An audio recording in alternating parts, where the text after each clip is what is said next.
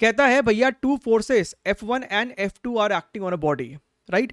One force has a magnitude thrice that of the other force.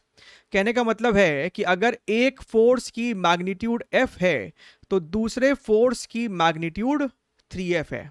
ठीक है sir. अच्छा अच्छा, the resultant of the two forces is equal to the force of larger magnitude. तो इन दोनों vector के बीच में कोई एंगल थीटा होगा। The angle between F1 and F2 vector is this much. हमसे यहाँ पे n नहीं, हमसे n मॉड्यूलस की वैल्यू यहाँ पे पूछ रहा है।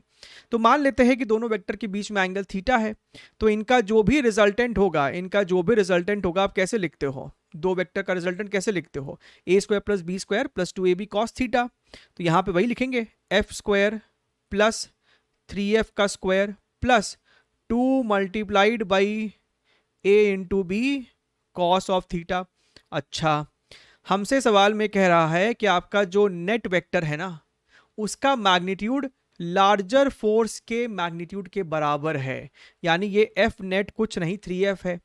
दोनों तरफ स्क्वायर मार देंगे तो सर यहाँ पे 3F स्क्वायर लिखेंगे तो यहाँ का रूट सर हमारा गायब हो जाएगा। अब अगर तुम ध्यान से देखो तो भैया आपको सवाल में अब कुछ बचा नहीं है। आपका लेफ्ट और राइट में 3F स्क्वायर मर गया, right? What you are left here, आपके पास -1 is equal to 6 cos theta है। यानी कि sir cos theta is equal to -1/6, यानी कि sir theta is equal to cos inverse minus और रादर 1/-6।